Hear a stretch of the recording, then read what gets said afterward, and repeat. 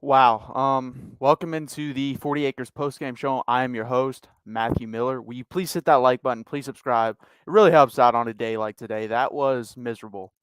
And that's really all I can describe it as. Score right there, 32-24, Oklahoma State. This game hurts for the simple fact that Oklahoma State's a good football team. They're not that good, though. Spencer Sanders is eh. I guess is the word to describe him is eh.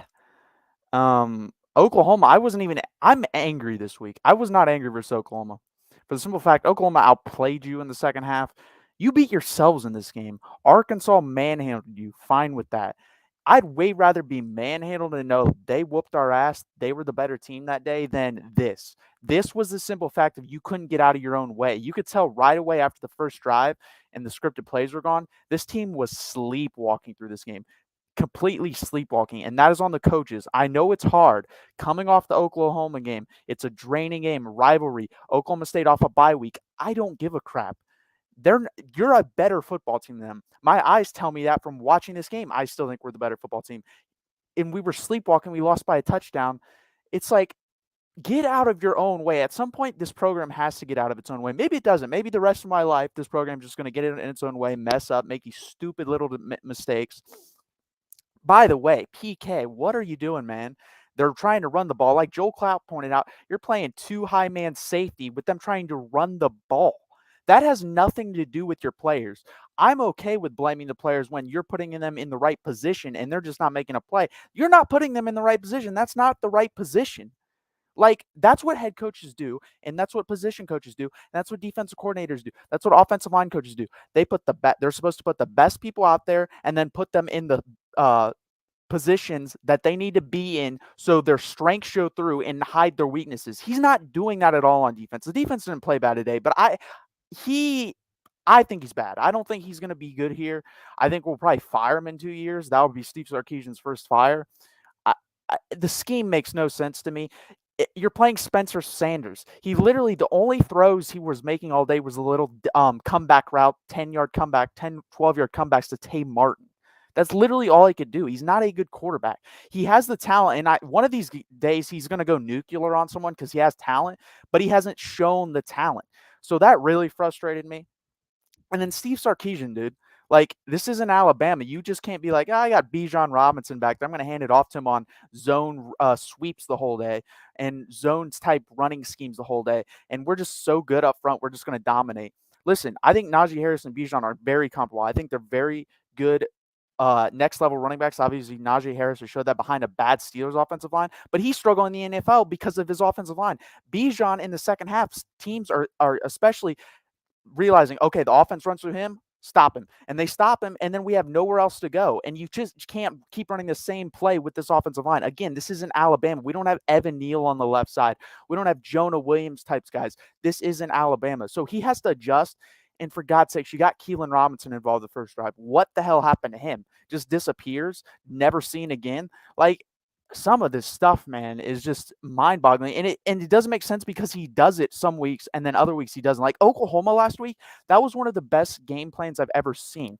The only problem with that is our defense fell apart in the second half, which it tends to do. And like I said, I think we know the culprit. It's the guy up in the booth, PK, man. What are you doing? I do like he played more four-man front, so I respect him for that. And we, for the most part, bottled up the run other than the fourth quarter. And so to me, maybe our team's out of shape. Maybe we don't have the depth we need, but the four-man front needs to stay because it did at least stop the run for the first three quarters. And you need to get better play calling, man. Like too high safety every freaking play versus no matter who you play at quarterback. I'm fine with playing too high safety for someone like Caleb Williams or someone talented at quarterback, but Spencer Sanders, come on, man. Like, it's frustrating. It really is. And we had a chance to put this game away. We're up 17-3 driving late in the second quarter. If we kick a field goal there 20-3, I fully believe we win this football game. But guess what we do? We throw a pick six, the worst possible outcome. We don't even get any points, and they score on that drive. So that put them right back in the game, and I got nervous, right? As soon as that happened and the score was 17-13 and a half, I was like, we're sleepwalking. We're up 4, but if we sleepwalk through the second half, the gap is too close. and they're going to win this game. And they won the game. Congratulations to them. They did what they needed to do. And it was, I mean, watching the game was just funny because you watch this team and you wouldn't think it's Oklahoma State. For God's sakes, Mike Gundy's running on 3rd and long 3 times in this game. 3 times, like 3rd and 10 plus or 3rd and 7 plus, and he's running 3 times. He doesn't even trust Spencer Sanders, but you believe in him more than their head coach does because you're playing too high safety the whole game. Like, what the hell are we doing?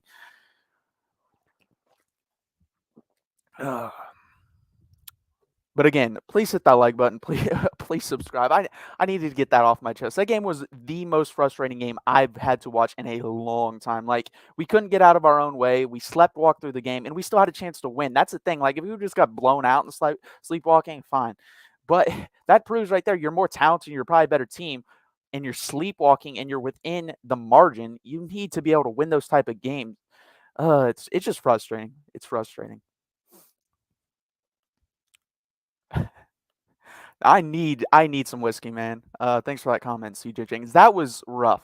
That was, again, I'd like to hear some comments from Texas fans in the comments. Obviously, we're going to get some people here, probably trolls, or just want to see us down and bad, and that's fine. That's fine. Like, that's what makes the world go around. That's what makes sports fun. But to me, this game is way more frustrating than that Oklahoma game last week. Way more. From a simple fact, I think we're a better team than Oklahoma State. Still, if we played again, I would bet we'd win the game.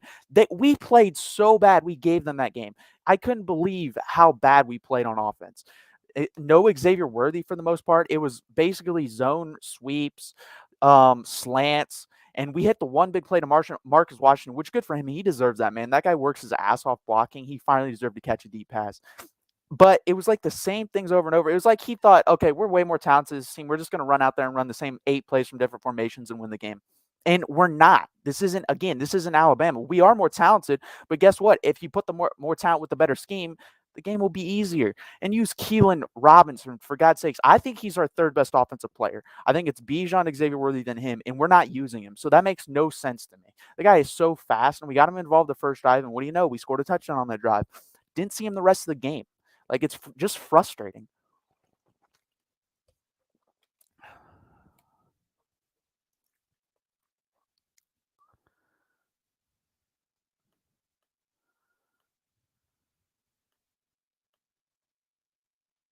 Okay, no. Charlie Strong was the worst coach in the history of this Texas football program. Steve Sarkisian is not that bad. Like, Charlie Strong, this is the type of game, Charlie Strong, we would have lost by 2+ touchdowns, even more, possibly. And this is even this is a good Oklahoma State team. They're solid. They'll probably go 8-4, 9-3, but they're not great. And we were in this game winning it for most of the game. This is a game Charlie Strong loses like 31-14. Charlie Strong was terrible. Don't bring up him. If you want to bring up Tom Herman, this is kind of what it reminded me of. That was kind of like a Tom Herman type game. Charlie Strong is terrible. He did nothing right here, so don't bring him up, please.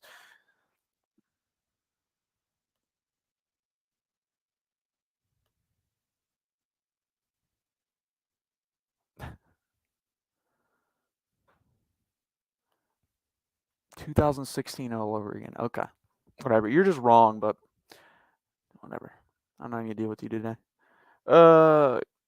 Casey needs to be benched for Card till he heals up. Our passing was completely ineffective. Yeah, it was really bad. And I do think some of those were underthrown balls, and I do think that had to do with his wrist. But it's also the simple fact of, by the way, that hit by Malcolm Rodriguez, we had the same type of hit with Ray Thornton. They called a penalty. They should have called a penalty on that. Like, and I blame Casey too for that. Like, you got to get rid of the ball. You got to be able to see him and set the protection. He did look indecisive today. But we also have to realize, like, guys, he hasn't started that many games. So he may be a redshirt junior, but he's still young. And mentally, I don't think he's where he needs to be at yet, clearly.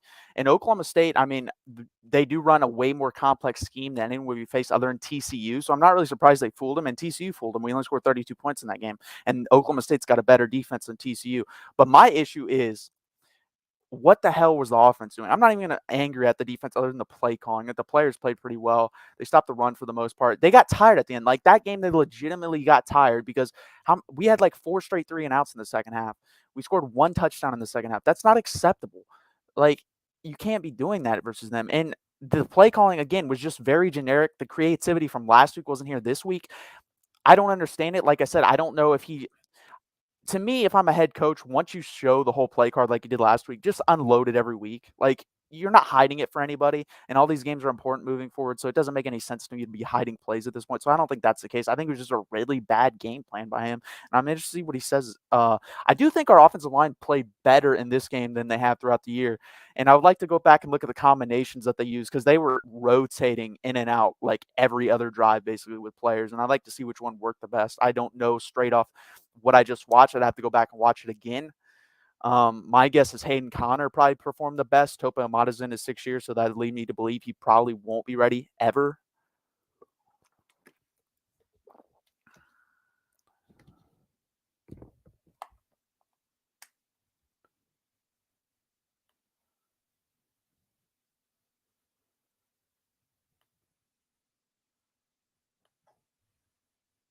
I don't have any excuses this week. I gave you what we played. We slept walk through the game and thought we could just roll out helmets out there and win. This isn't fucking 2005.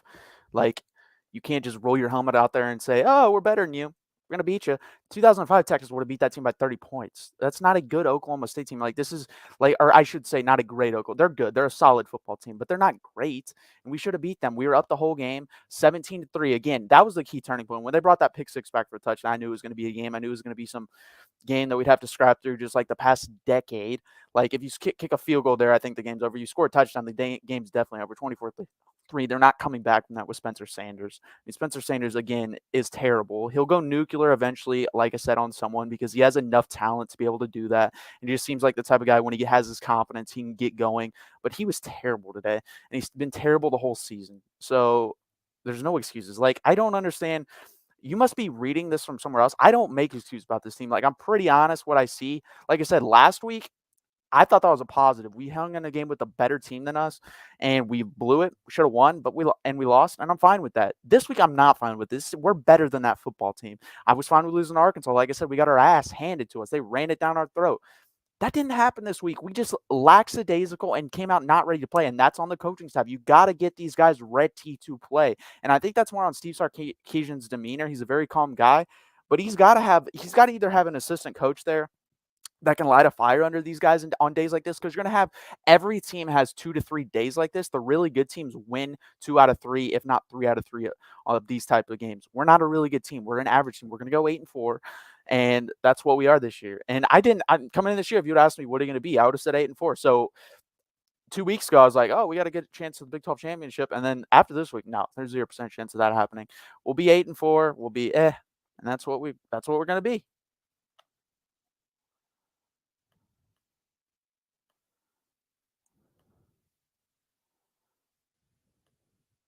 Yeah, in the fourth quarter, you're not listening. That was because of the offense not doing anything in the second half. Go watch the first 3 quarters. They did nothing offensively. 0. If the offense was able to move the ball a little bit, we would have won the game. They couldn't move the ball at all. You couldn't even pick up a first down after like the first drive of the third quarter. That's what happened. Yeah, your team gets tired. That's my point. Thank you. Yes, CJ McDonald. That is the worst OSU team we've faced in a long time. It's either this OSU team or the team that beat us in Stillwater with I forget his freaking name, Taylor Cornelius, the quarterback. My God, that was infuriating game. But again, we win that game if Tom Herman's like, you know what, these guys were 5 minutes late to a meeting. Let's bench both of our starting cornerbacks, and they got up 17-3 on us in that game.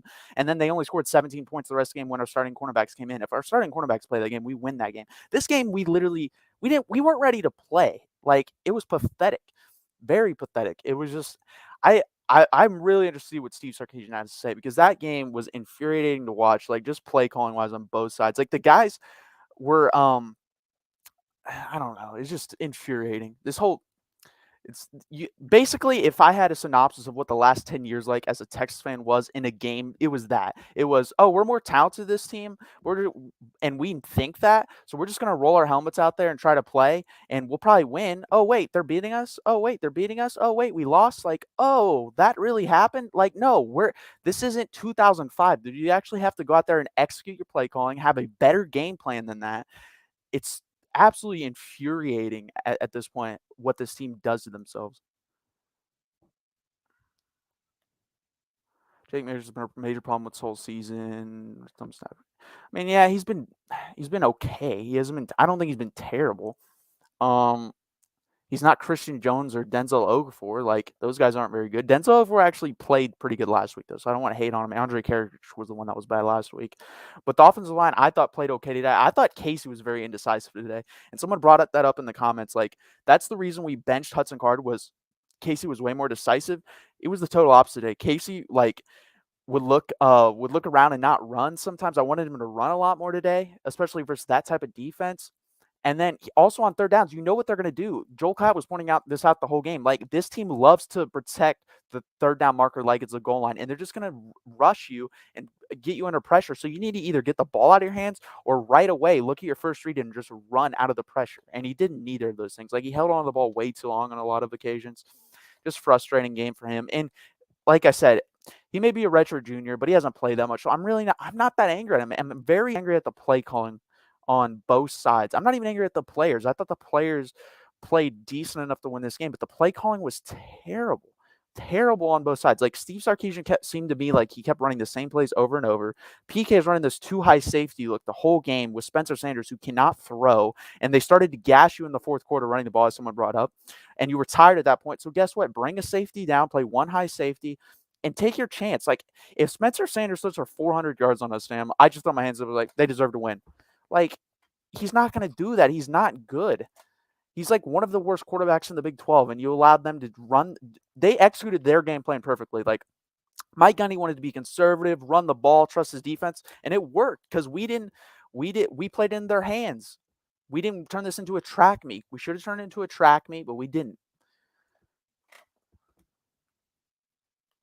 Yeah, exactly. They were super aggressive. Like, they would play press coverage and blitz every third down, and you could have run a double move. You could have run a running back screen. You could have done like a jet sweep to Keelan Robinson. There's multiple things you could have done, but we run freaking this zone sweep every single play with Bijan, or we run a little slant, and then obviously they know that coming in. Like, Sark's, other than the Oklahoma game, like, in my opinion, and I think the Louisiana game, has been pretty conservative with this strategy and just keep running these same plays out of different formations. And I'm fine with that if your talent is so much better than everyone else's, but it's not.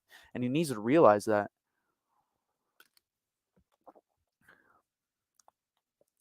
UT wastes a lot of money. Thank you for the super chat, Charlie Gray. And could have kept Herman and had the same results. I'm disgusted with the product on the field. So I agree with you. This year they probably could have kept Herman and kept the same results, but we're not looking for this year. We're looking for improvements moving forward. And that's why, like, in the long run, I'm fine with a game like this because it just proved, like, I'm not fine with it. I should take that back. But if this keeps happening, then yeah, we just hired another Tom Herman. We hired a guy that's probably going to go 8-4 to 10-2 max, 10-2 max every year, and lose these games that we shouldn't lose. And it's frustrating.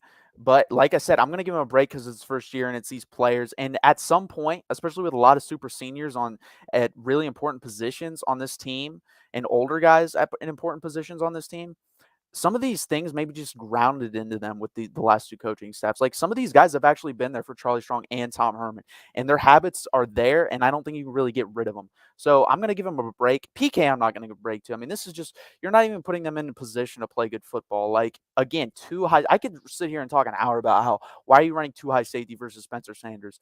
It doesn't make any sense. I'd like to go back and watch some more Oklahoma State game film versus other teams, see what they were running. I guarantee you they were not running too high safety, especially on, like, when you knew Oklahoma State was going to run the ball. That made no sense.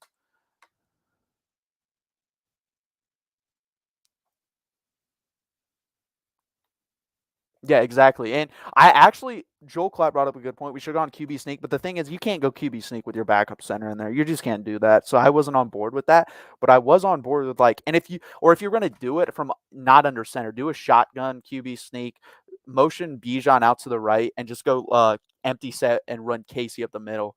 I would have been fine with that. But that play on, what was that, third or fourth down, where it was fourth down, or no, it was third down, where they basically just ran into each other in the fourth down call, where Casey had one read and decided to run. If he just decided to run there, he might have had a chance. But he looked at his first read, and then by that time, it was too late. It was just bad play calling on the offense and defense side of the ball.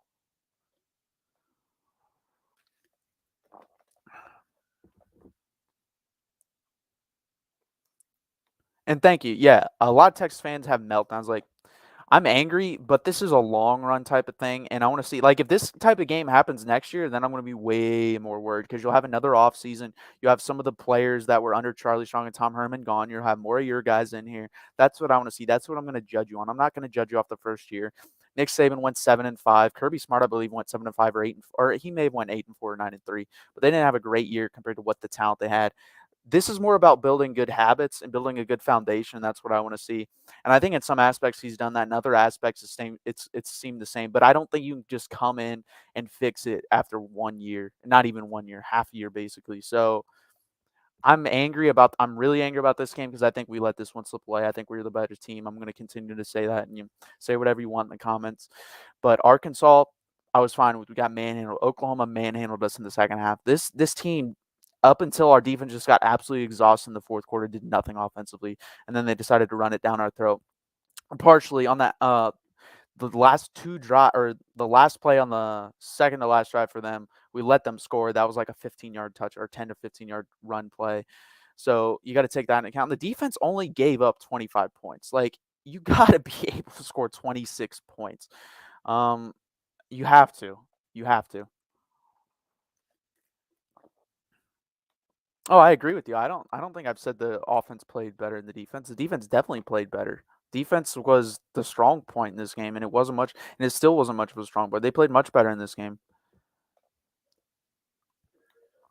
Yeah, the only way we get him is if we stay in the Big 12 and win the Big 12 championship next year, and that's probably not going to happen. So he's gone. He's going to go to Georgia, is my assumption. Um, that's fine. I'm cool with Malik Murphy and anyone else we can get, but yeah, he's gone. This was just a gigantic waste of a weekend, to be honest with you, for the simple fact we didn't win this game, and then we had all these highly rated recruits come in, and then watch that performance offensively. So that's not good. Evan Stewart was there. I still think we could get him just because I mean Florida's not that good either. So and those are the final two. But yeah, I don't the only way we got Arch Manning, any chance with that, Brahma, is if the he does have a really good relationship with Steve Sarkisian, and if that bond is just so strong you can't tell him no, which is possible, that's the only way we get him. But we're not going to get him on the product of the field at this moment for sure. Like it's just not going to happen. Like I said, we got to win the Big 12 championship next year to, in my opinion, even have a shot at him. But yeah, I would assume he's going to Georgia.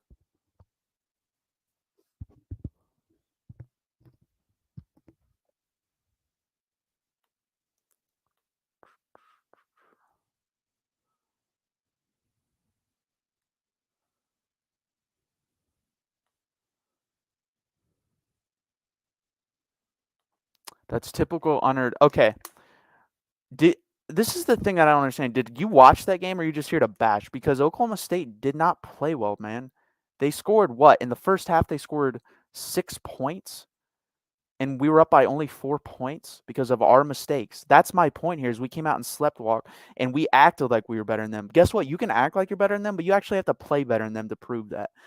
And we don't do that. That's the difference between like the good Texas teams of the past and these Texas teams. Like these Texas teams, I think expect these teams to just bow down to them, and you can get a team to do that to you, but you have to manhandle them. And these Texas teams don't do that. That's where like the 05 and 09 Texas teams will come out and punch you in the mouth, and then these teams would bow down to you and basically give up. This team doesn't do that. I think we're closer this year than we were last year because again we were up 17-3. We score a touchdown there and go up 24-3. The game is over. They're not coming back with Spencer Sanders at quarterback. That's not the type of game they want to play. But then they get a pick six and they change the whole momentum in that game, the whole scenery of that game, and they win the game. But are we a better? Yes, we are a better football team. You're not going to get me to admit that or say we're not because I watched the game. I'm not just basing it off the final score. Arkansas is a better football team than us. Oklahoma is a better football team than us. Oklahoma State is not. That's why this game is so frustrating. The Oklahoma game wasn't frustrating to me for the simple fact is they were the better football team. They were just playing the wrong quarterback. Arkansas just manhandled the hell out of us and we were playing the wrong quarterback. Also, we still would have lost. And they're the better team. Oklahoma State's not a better team. Watch the game. Don't just look at the final score.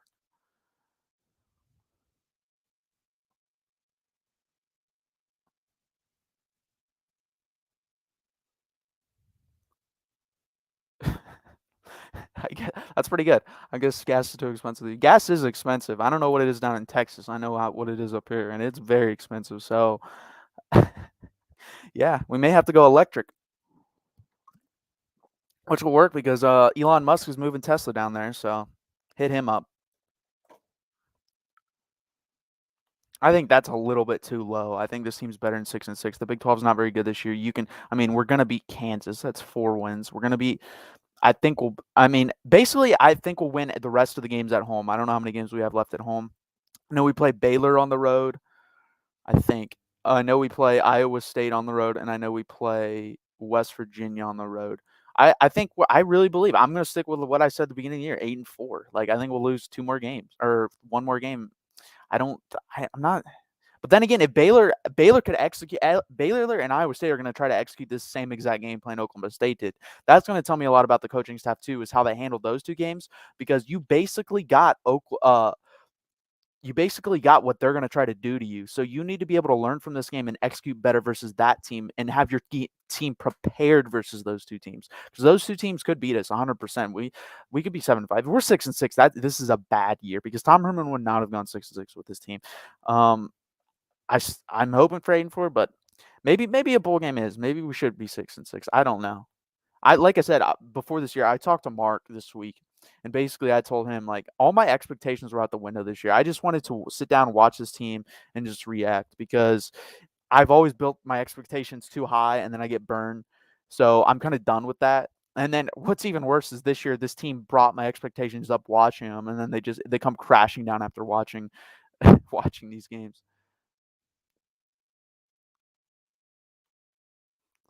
Uh, I disagree with that. I don't think he's gonna have to deal with the boosters yet. If this was his second year and this is the type of loss he's having, 100%.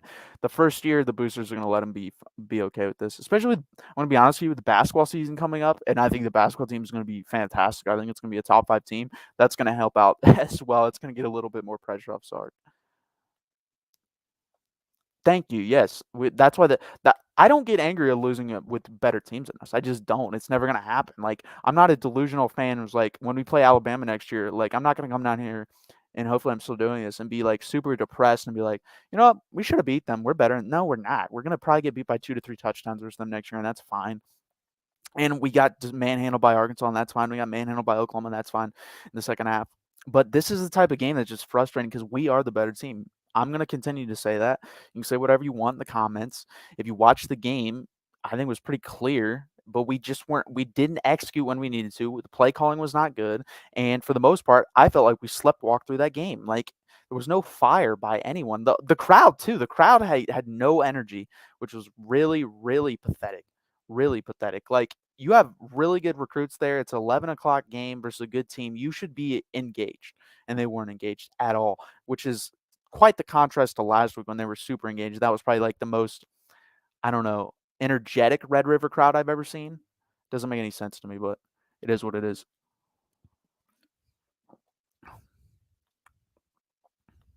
Charlie Gray, 100%. But Arch is also the type of guy like this commitment's going to drag off long if you know a long time. If you know anything about the Mannings, this is a business decision. It's about who can make me the most prepared for the NFL. I still think that's Steve Sarkisian compared to Georgia. But can I win? Who can win? Who can I win with? That's Georgia. Who can I make more money with? I think that's actually closer than people think. I think you can still make just as much money at Georgia as you can at Texas, unless the boosters really just start throwing money his way. And like I said, those are the 3 criteria I think they'll take into account. And this is going to be a slow recruiting process. And who can he get to come with him? But yeah, I think he's going to Georgia, no doubt. Now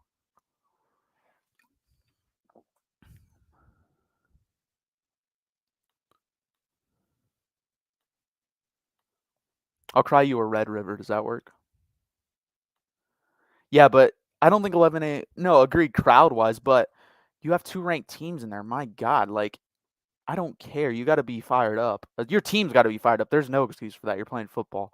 But the crowd, I just disagree with. You got to be fired up. If I was there, I'd be screaming. So I don't know what they're doing.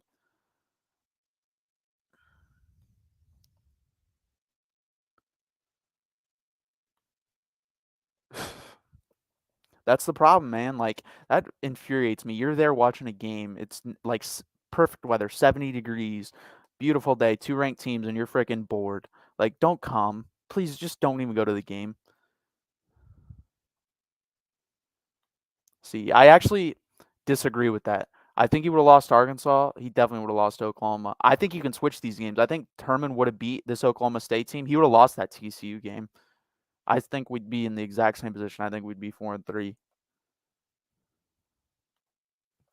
I understand that he has another year to get better, but I'm never impressed by Arch when I play. Of course, his projection not always the current. Yeah, it's more. I agree. He's not like super impressive. There's definitely better players out there that I've watched, but it's about mostly it's the intellect, the desire to work hard. He has basically everything his uncles had, which was super hardworking, smart, um, business making. Like he just a businessman's acumen in a football man's body. What do I mean by that? He makes like quick, smart decision that sets him up for success in the future. That type of stuff, and that's why he's special. It's all the stuff in between the brains, and I actually think he's more athletic. He is more athletic than both of his uncles, and probably he got obviously got his athleticism from his dad. Cooper is a really good wide receiver, and also he's huge, man. I mean, 6'4", 225 at that age is insane. So it's mostly what you're seeing down the road and not what you're seeing now. Like I said, like Malik Murphy's a lot like that too. I don't know about like the mental side of it, but that guy is huge. I think he threw the ball like 71 yards, and he's a junior as well. Or is he a senior? I'm not sure. I think he's a senior, and he'll be he's a senior. He'll be here next year, and he's really good as well. Like intangible or like skill set wise, I should say. But his high school team is terrible. Malik Murphy's.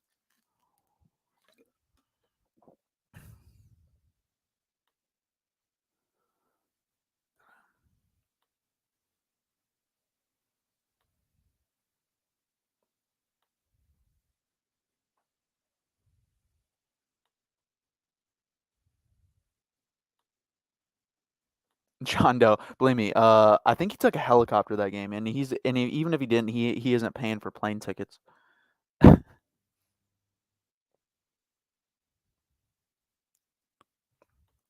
I can no, we definitely could, no doubt. Like I said, I think those two teams are like, I West Virginia. If that game's at home, I'm not really worried about them because they can't play the type of they can play good defense, but they're not that type of defense that Oklahoma State is. But Iowa State and Baylor are going to just take this exact game plan and try to execute it versus us.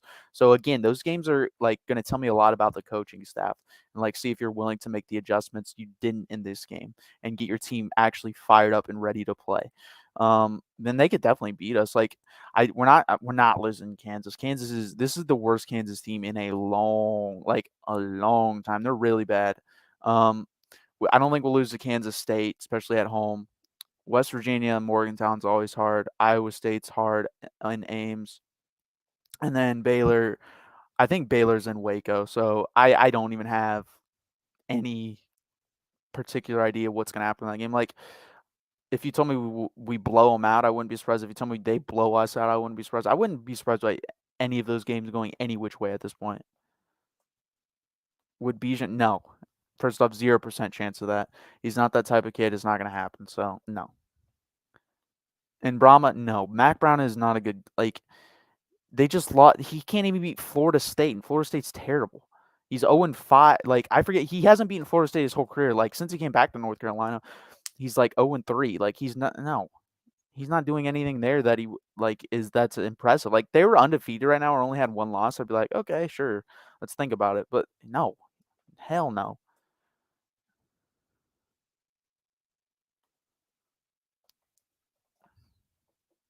no, 100%. DMS like the offensive line's bad. The offensive line again played a little bit better today. Casey, I thought was more. It was more his fault with the pressure he took today than the offensive line, but it's still not good. The only guy, I mean, Majors, Majors will be back. He'll get better. He's progressed every year he's been there. He's pretty good. He's not great. Angelau's pretty good, not great. Christian Jones isn't very good. And then we don't have a left guard unless Hayden Connor gets a lot better and can play. He's a freshman, so I think he may be able to. But we don't. We need a big time 5-star to come in and be a plug and play guy, like really bad.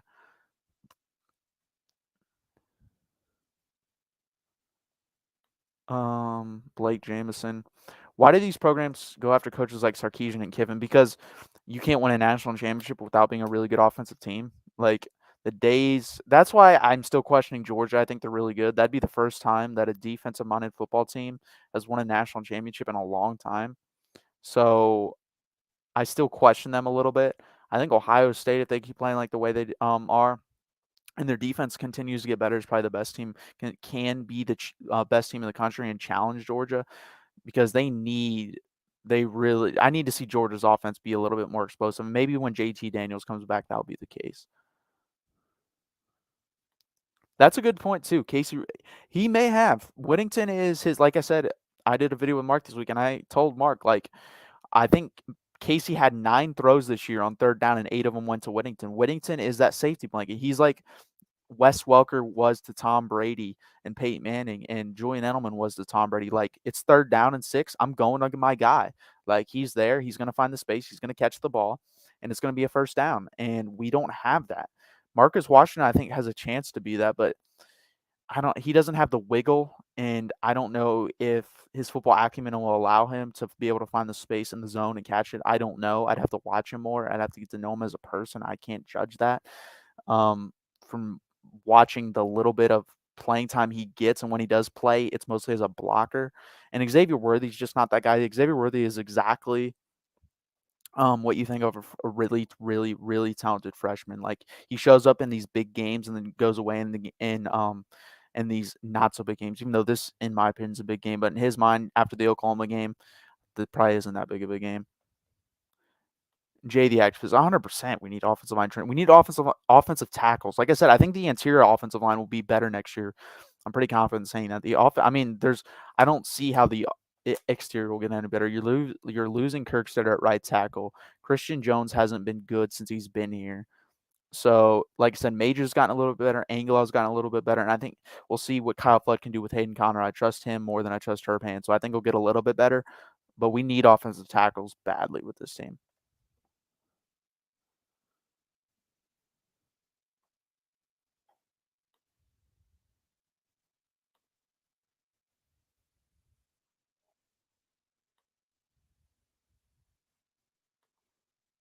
Casey Worthy missed the 3rd slant. Witt would have caught that. He probably would have. Joshua Moore also had some drops in this game.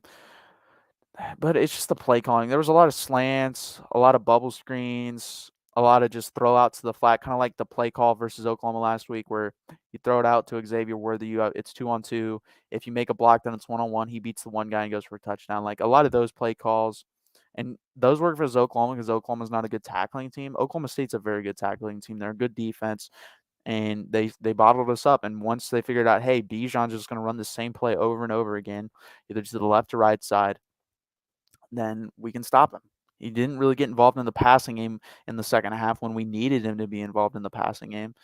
And it was just frustrating. Again, no Keelan Robinson. Like, some of this stuff is just head scratching. And I wish the media would ask him more, like, where's Keelan Robinson? They asked him this week, and he got him involved in the first drive. But it's like, I don't know why he's not involved more. I'll never understand that, but it is what it is.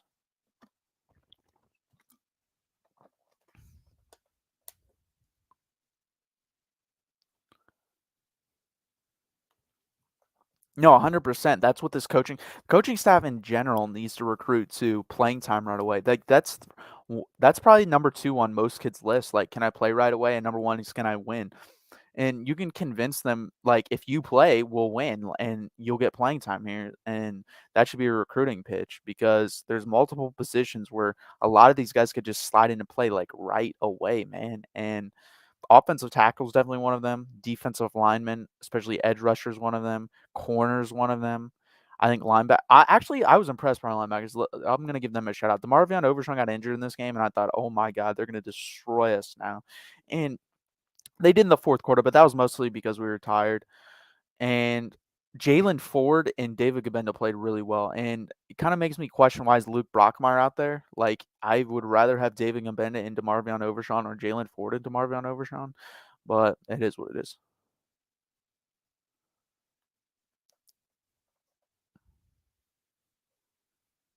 100%. We don't have any good pass rushers.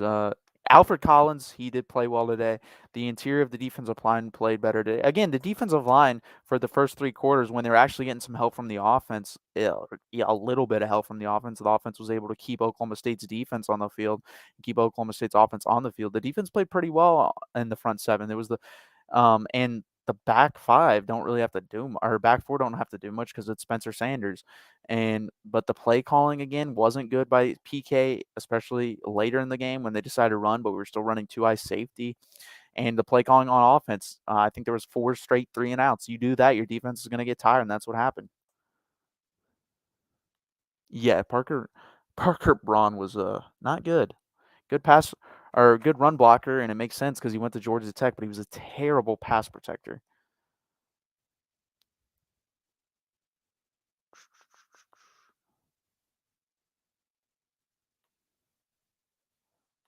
Claude Cook, yeah, probably. Oklahoma State. I mean, unless Oklahoma State beats Oklahoma, which uh 9 years, 8 years since it's been, it's not gonna happen. That team's not beating Oklahoma. Oklahoma will beat them by 3 touchdowns. Um, yeah. Unless Iowa State ran the table, yeah, I just don't see it. I think Oklahoma's gonna win it again. They're the best team.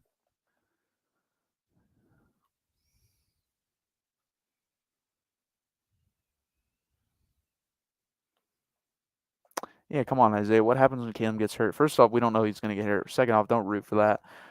Because I like watching good players play, and he's a really good player as a Texas fan. I mean, I didn't like him watching play last week, but he's a good player. And now it is a point to bring up, like if you were to bring it up in a more classy way, saying what do you guys think happens if Caleb were to get hurt? Like, how does Spencer react? And Spencer either may not even be there because he's going to be in the transfer portal, or he could come in, it could light a fire, he could play better, or he could play worse. Who knows? I talk about all football, and I'm not rooting for injuries. I don't care what team it is.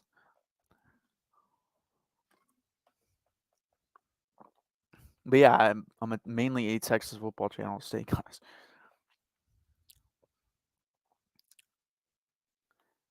Yeah, CJ, that was a really good play by Jalen Ford. Like he kind of knew where the play was going, but also you don't see this enough from linebackers, in my opinion. Like where you have the running back alone, or I think they had him in like a diamond type formation in the backfield, and he runs out to the side, and he runs out to the side and catches that little swing pass. And Jalen Ford was moving, adjusting along the line of scrimmage to be in a position to be able to run out and make that play. Linebackers, to me, don't do that enough. Like they should line up directly in front of that guy and then run out when he runs out. Most of the time, they come from the opposite side and have to run all the way across, and they don't make the play because they're not athletic and fast enough. And it's never made sense to me. I would line my linebackers directly up with who's ever in the backfield so they can actually play a decent man coverage on him, and Jalen Ford did a good job in that position, especially for a young player. That was a really good play, and we need more plays like that. And I would like at this point, we're not making the Big 12 championship. Just throw all your young guys out there, get them experience, teach them, coach them up. Brahma, I don't disagree with you. I thought he should have been more involved in the pass game.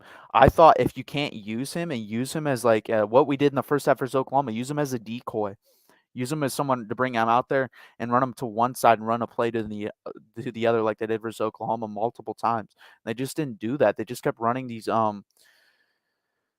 sweeps or these zone type running plays to the left or right side, and they did not work. It was just again just a frustrating game plan. It was like watching someone have a car and just drive into a wall over and over and over and over and over and over and over again. It was annoying to watch. And the thing is, again, you can do that at Alabama if a play, because eventually it probably will work, and you probably won't get stuffed 90% of the time because you're way more talented than everybody else, and your offensive line is just so good. You have like 3 to 4 pros at one time. We don't have that. We're lucky.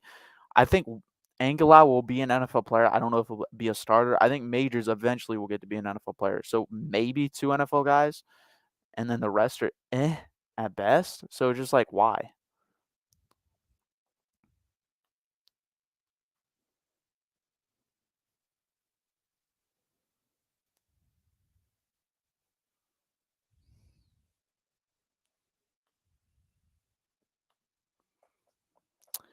Go party like it's 1939. That's all I gotta say.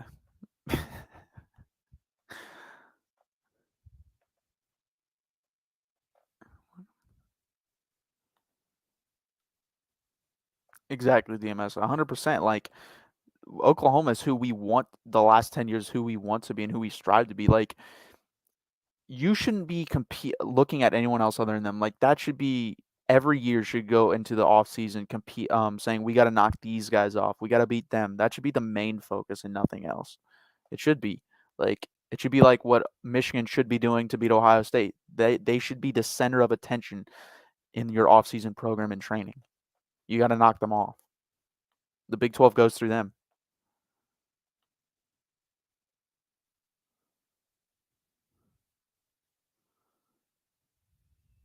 No, Mullen is Mullen is Tom Herman. Like, seriously, look at him. Look at their records.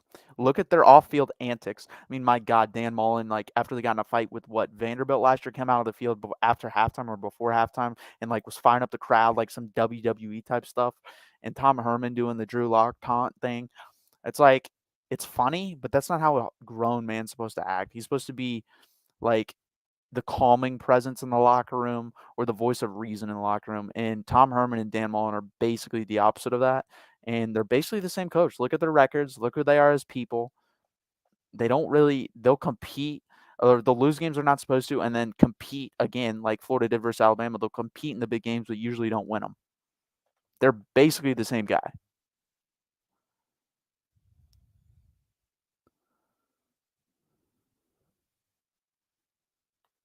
No, I already said this. I think he's going to Georgia. Again, I think there's a chance still. I don't think this is 100% zero, but there's like a 75% chance now that he goes to Georgia.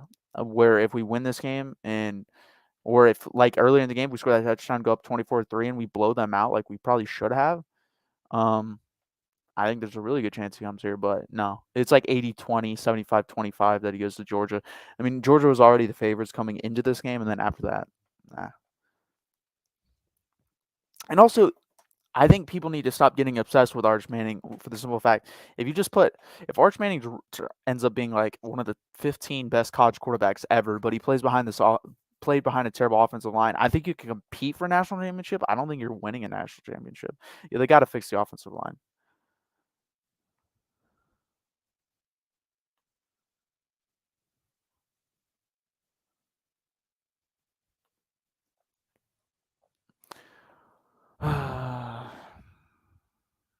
It's fine. I'm not. It's hard to explain to dumb people what you're trying to get your point. My point is, yes, the score, they were better than us. If you watch the game, our self-inflicted mistakes cost us the game. That's what I'm saying. Do I need to spell it out to you? It's not hard to understand. Arkansas was a better team. They whooped our ass. Oklahoma was a better team in the second half. They whooped our ass. Those are better teams. They beat us. We beat ourselves in this game. I still think we're a better team than Oklahoma State. That's why this hurts so much. That's the last time I'm going to speak on that. I don't know how many times I have to say it.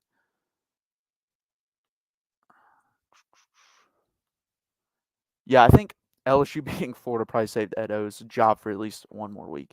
I think it's also dumb if they go like 7-5 or 8-4 that you're firing him, but you do you, especially since I don't think other than Urban Meyer, there's no coach out there that guarantees you like being really good again. There's just not. You're gonna hire Billy Napier at Louisiana. That doesn't guarantee anything.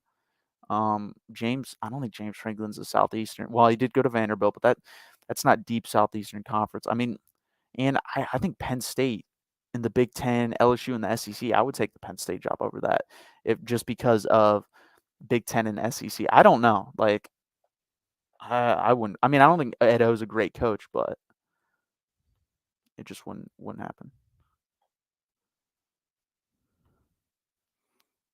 Pick six change. Yeah, 100%. Like I said, 17-3, you're driving. You throw you throw a touchdown there. Not even throw a touchdown. Just run the ball, kick a field goal. You're up 23. They're not coming back. Like, you got to, as a football fan, you can't just look at final scores. You have to look at the ebb and flow of games. Just like in that Oklahoma game last week, if anyone had the same feeling I had, we weren't going to win that game until we got up by 28. And we never got up by 28.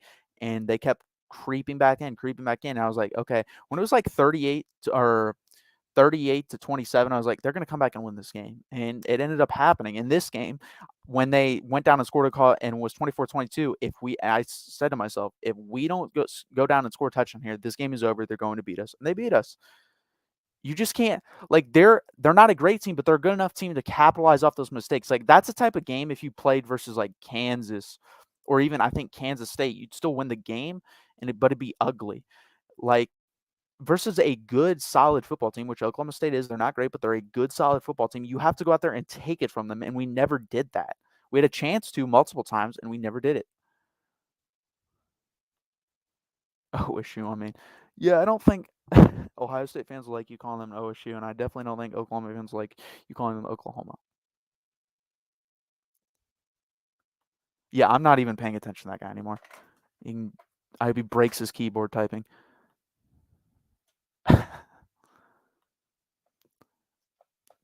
Well, his play calls are designed like. See, I would agree with you if his play calls were like this every week, but they're not. Like, go watch that Oklahoma game. That Oklahoma game. That's what's so frustrating. Like, and the Louisiana game, like he would do stuff and be like, "Wow, that's a freaking really good play design. Get your players open in space, and a lot of motion, a lot of like magic basically is how I like to describe it because it's like, oh, over here, nope, over here, where the real play call happens. And he doesn't do that every week, and he should do that every week. Like I said, I think he just expects we're more talented. We can roll our helmets out there and win. You can't do that. Like you're not, and especially if you're not going to get your guys fired up. Oh yeah, I mean, terminate firing a guy. I mean, again, Nick Saban went 7-5 and lost to Louisiana Monroe, guys. Louisiana Monroe. So I'm not gonna like again, if this is happening, the problem with Tom Herman is he was having these type of games in his third year and his last year, his fourth year at Texas. Like these are the type of games that can consistently happen. First year, I'm gonna give you a break. You should have won this game, in my opinion. Again, I think we're the better team, but I'm fine with it. It's the first year. Next year, if he does it again, I'm gonna have some worries. Third year, if he does it, he's not our guy. Like that will tell you right away. Nope, not the guy. Get him out.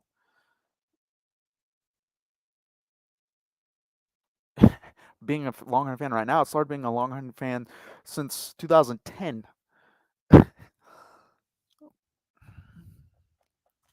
I'm gonna be honest with you. I can't wait for basketball season. Like, I cannot wait for basketball season and college basketball. I'm not a big NBA fan, but college basketball is gonna be fun. Cameron Arnold, congratulations, your team won. I think you got a good chance of playing in the Big 12 championship game. If you beat, they haven't played Iowa State yet. I don't think. If you beat Iowa State, you'll probably be in the Big 12 championship game. I just think Jeremiah, thanks for joining us again. I think he needs more weapons. Shutting down Worthy by himself just no, 100%. Worthy really didn't. Again, I'd like to go watch. Like, I wish the all 22 film was available to fans. It's basically impossible to find unless you know someone. Because I'd like to see if they were bracketing him, double covering him, what they were doing. If this was more like I said, a really good freshman type game by him, which I mean, and when I say that, I mean like he just wasn't engaged. Like last week, clearly rivalry game, super engaged, and he was kind of the same thing before the TCU game, the week before the Oklahoma game, where he just didn't seem engaged and he dropped a lot of passes. Could be that. I thought Joshua Moore definitely wasn't engaged. He dropped a lot of passes. That's how you kind of tell with wide receivers when they're just not their mind isn't right. They drop passes because that's your job is literally to do that. That's the one thing you have to be able to do consistently.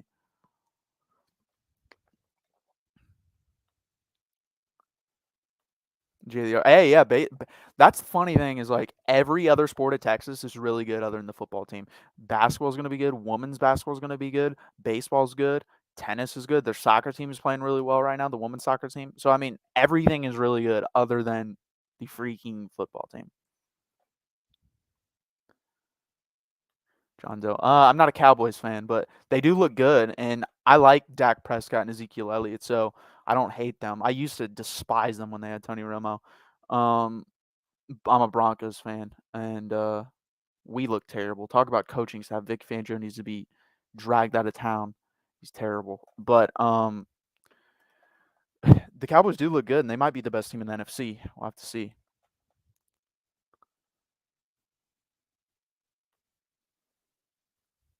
Claude Cook, you got a good outlook. I'm from Oklahoma, but I love the state of Texas. Yeah, I'm not actually from Texas. I'm from Ohio, but been to Texas a couple amount of times. I really like, by the way, underrated state, Oklahoma, especially Oklahoma City. I really like Oklahoma City. I think it's a really nice city.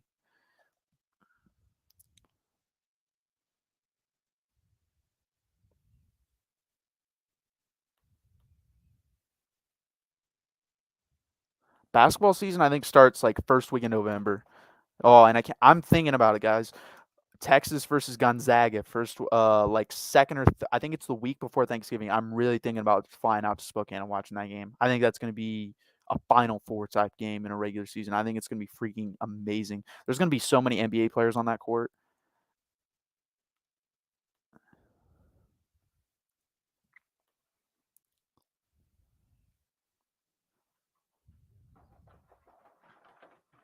No, 100%. That's what I said. Like early on in this pregame show, is this was a synopsis of Texas the last like decade, basically. Like not ready to play, bad play calling for the most part on offense, bad play calling on defense, and just boneheaded, stupid mistakes. And when you had the chance to put a team away, you didn't and allowed them to come back in the game. And that's basically Texas football the last decade.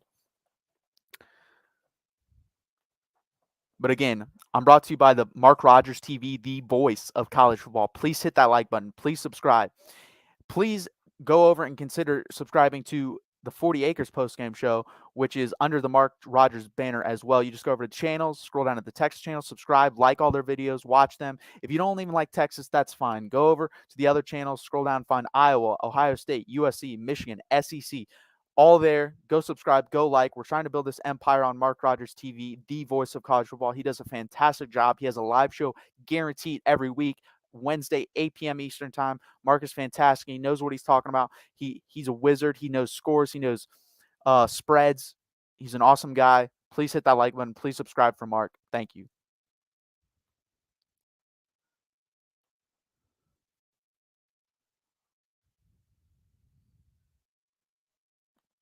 JDRs. No, the 100%. But we saw what I liked in this game. I will say one thing PK did get right. We saw way more four-men front, and their running game until the defense got tired was not good. It was okay. And it was really, really good. Or not really good. It was really good the first 3 quarters, but got tired and they struggled in the fourth quarter. But the four-man front, you got to stick with, especially have big guys in the middle. Put Keandre Coburn, Byron Murphy in the middle, let them eat, and then have Alfred Collins and Gofu. Hopefully, that's who I want. I don't want Ray Thornton in there. He's not good. Sorry. And put him and let them rush off the edge. I'd like to see Ben Davis more as a pass rusher too. He's out there, but he's playing seems to be more like spying type linebacker type situation. So I don't really understand that. But I'd like to see him off the edge, and you got to go four-man front. You got to get Jalen Ford and get David Gabenda, who both played well today, more playing time. But you got to stop running the too high safety versus not very good quarterbacks. I think we play Baylor after the bye. If they run too high safety versus Jerry Buchanan? I don't even know his last name. Sorry. I'm going to lose it because he's basically Spencer Sanders. He's a little bit better passer, not much. He's a little bit worse runner. They're basically the same quarterback. You can't be doing that again. Please stop running the too high safety. Torin Dogaloo. I think Texas found out 2 things. Jay Witt isn't replaceable. Herman mentally still penetrates. I actually agree with the second point a lot. Like, people have to realize the guy was there for 4 years. He got most of these guys out of high school, implemented in their minds what he wanted out of his program. You can't get that out of someone in a year. And like I said, if they were there his whole tenure, you're not going to be able to get out of them. You're just not. You're just going to be like, go out there, play for me, and bye-bye. I'll tap your butt on the way out because it was nice knowing you. Because you can't get the bad habits out of someone like that. I think the guys that were under Herman for a year or two, I think you can get it out, but it's going to take a while. But like I said, seniors, you're not getting out of them. Like Josh Thompson, he's really good, but he saw some bad habits. His habits are who he is as a football player. You're just not going to be able to get rid of them. You're just not. At some point, you are who you are as a person and as a football player, and that's the case for some of these guys, if not most of them. Yes, sir. I host them. Oh, Desmond, thanks for checking me out. I've checked out your Michigan channel a little bit. I'm gonna be honest with you. I try to go on channels and watch the meltdowns. You guys have been really good this year, and I have no beef with Michigan. I have a Michigan friend, so I'm glad. I'm from Ohio, but I'm hoping you beat Ohio State. Probably have some Ohio State fans mad in the comments, but I check out Miami a lot because there's been a lot of meltdowns. And hell, I may be going through a meltdown here soon if Texas keeps losing games. I'm so glad we have a bye week. I need the bye week. 7 straight weeks, and then the last 2 weeks have been just brutal. Especially this week has been brutal.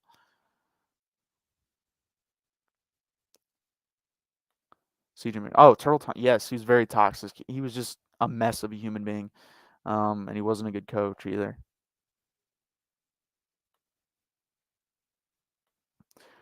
Worthy is the only player not contaminated by Herman, and it shows, and Bijan was with him enough.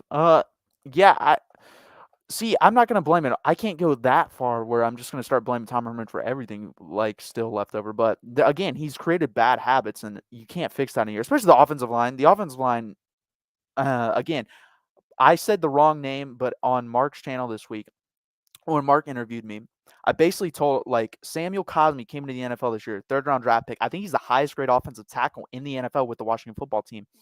And the guy literally he said this about his own offensive line coach. I didn't learn anything from him. I have to learn the fundamentals.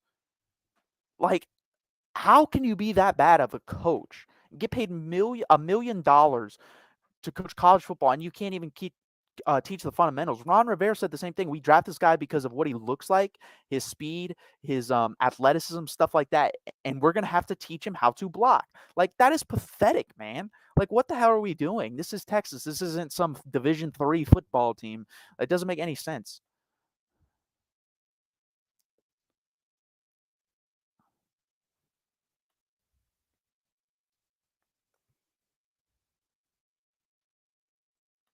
That is a good point too, Jeremiah. So, a lot of what he wants to do is get his players out in space and just run it and have them run past people. We only have three guys capable of that, and that's Bijan Keelan and Xavier Worthy. Joshua Moore isn't that type of guy. Like, it takes him a while to get going. He is fast, but he doesn't have instant acceleration like those three guys. And then Jordan Whittington wasn't like that, but he was a nice, reliable third down threat. We really don't have anyone else like that. That's why Brennan Thompson coming in next year is going to be so important. That's why hopefully we can get someone like Evan Stewart. But still, you got to scheme better than you did this week. Like Oklahoma, run plays like you did versus Oklahoma. Do a lot of misdirections. Do a lot of do more RPOs. Do more jet sweeps, pop passes. He didn't do much of that today. Like, it was very, very vanilla. It was slants. It was these little wide receiver check downs where it's 2-on-2 on the outside, and you got to get a block out there, and then it's 1-on-1, and hopefully your guy wins in space. A lot of zone sweeps. A lot of zone running scheme just in general. Like, it just was very vanilla, to be honest with you.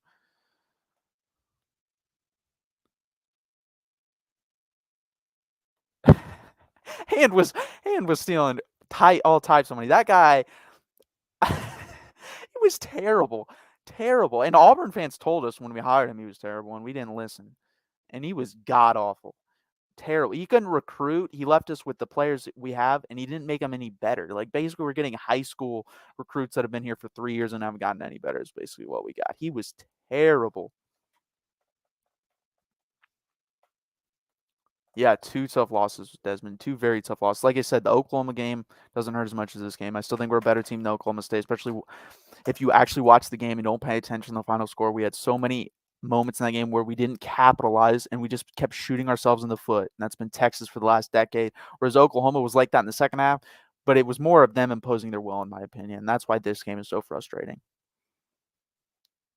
That's another good point, Jay the Activist. Like, Jared Wiley, I don't think he got a pass last week for a touchdown, but it's like, it's like a check mark that Sark has to have. Kind of like Keelan getting involved. Like, he has this list and he's like, okay, Keelan got a couple touches, good, we're done with him. Jared Wiley, throw a pass to him, done with him. It's like these check marks instead of actually getting them in the game, involved deeply into the game plan. He just doesn't seem to want to do that. And I don't know why. Maybe they're not that good, because they were kind of right about the left guard situation. Like, the left guard hasn't been good. And I think Denzel Okafor is just as good as Tope Omade, if not better. And then Hayden Connor, I think, will be better than them because he's only a freshman, but he isn't great right now.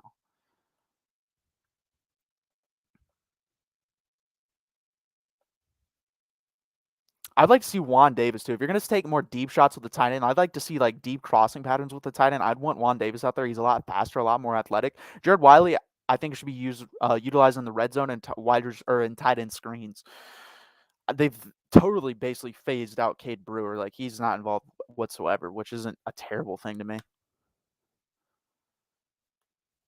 John Doe. Yeah, I mean, I don't even know who their secondary coach is, but we just need to secondary wasn't even that big of a deal to me today. It was because Oklahoma State didn't really throw the ball down the field other than the first drive, and it was dropped. It was just bad play calling in the fourth quarter, especially was the issue.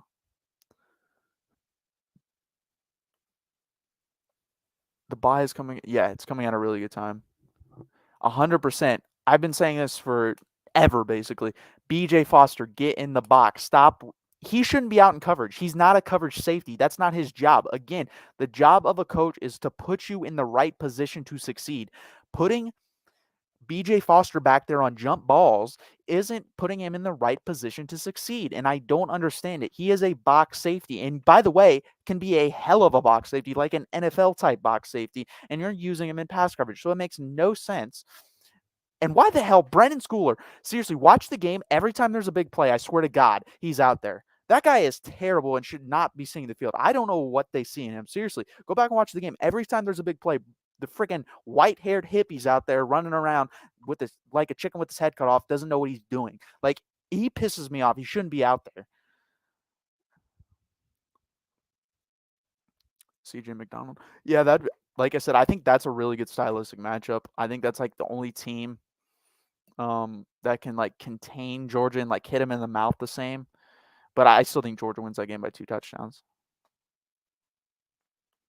Yeah, he's exactly. And again, your job as a coach, put the players in proper positions. If you don't do that as a coach, then that's when I question your coaching. I'm not questioning your coaching because someone missed a tackle. That's most of the time that's on the player. That's not on the coach. Um, but when you're playing again too high safety in an obvious running situation, that's what happens.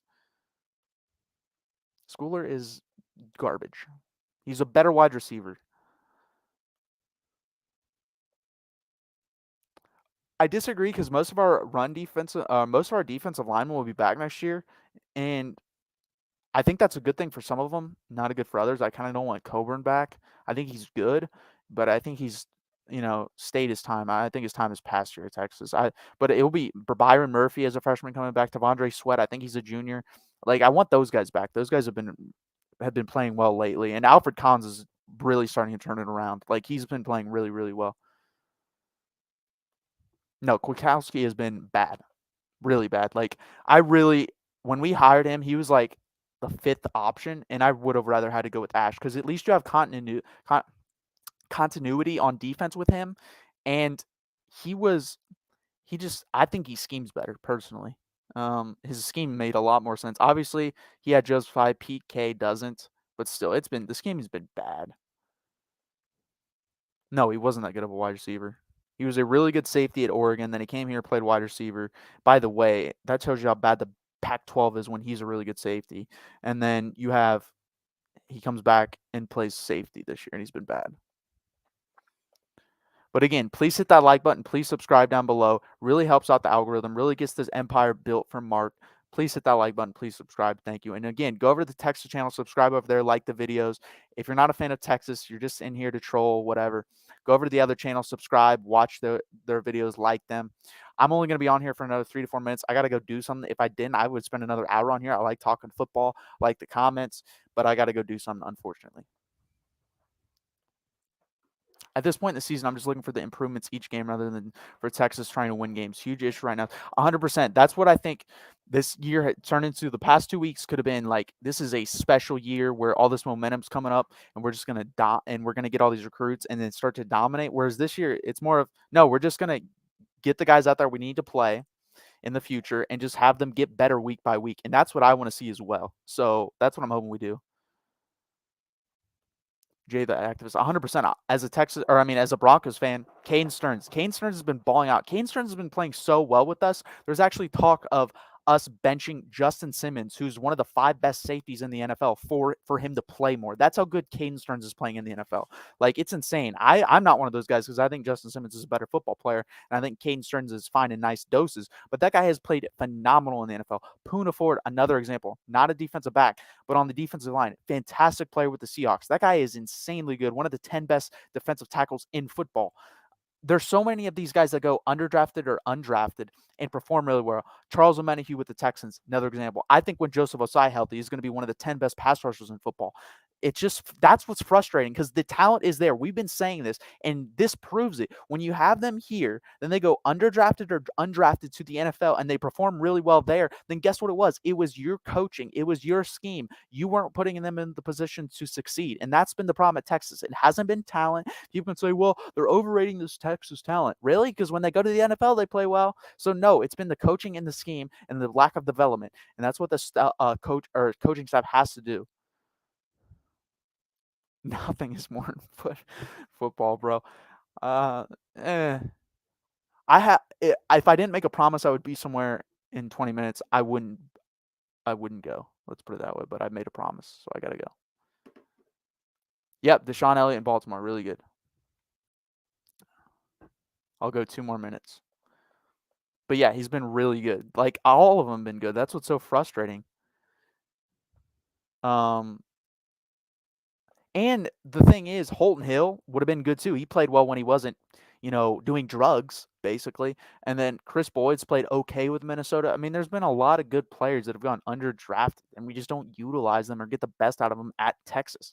It's very frustrating. PJ Locke also has played decent for the Broncos. He made the team. I think he's the type of guy that's gonna hang around because he's a pretty good special teams player. Just frustrating. Really frustrating.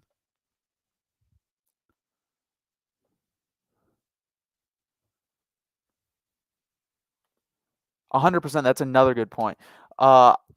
They really liked him. They did. There was multiple players that begged to keep him, and I liked his scheme better. I think it was better for the Big 12.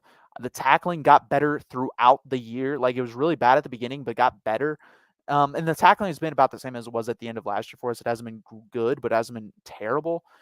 But the scheme is just bad. You can't keep playing these too high safety looks. Like, basically, if you have to have an insane run stuffing defense to have two high safeties all game. You have to have an Alabama type defensive line, and that makes you a great defense, like a Georgia, where you have 4 guys up there say, "Hey, have fun, Jordan Davis, go stop the run for us, and we're going to drop 8 in cover or 7 coverage, and they're not going to be able to throw or run, and we're just going to kill them."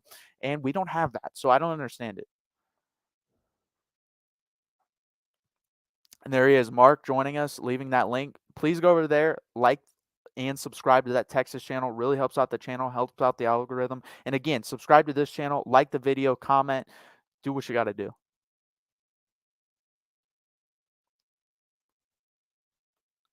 I want to see Lamar Jackson use Duvernay more, kind of hard to win. Yeah, Lamar Jackson is playing really well too. I always thought he was like I never really questioned why people question his throwing. I understood like early on he didn't have as much touch as he does now, but he's a pretty good passer. He's not great, but he's definitely good enough, especially with his legs. He's really good. And then Duvernay, yeah, they don't really use him. I thought they'd use him more. They don't use him. He's mostly a kick returner for them. I think basically they should try using him in the Hollywood Brown role because Hollywood Brown has been underwhelming with them. Very underwhelming.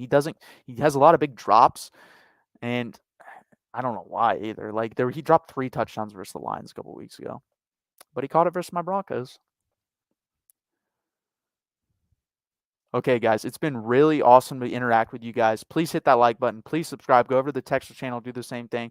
If you don't like Texas, go over to the channels button on Mark Rogers TV. Scroll down, find your favorite channel, like their videos, subscribe, turn on the notification bell. It's been really cool hanging out with you guys. Thanks, and hook 'em.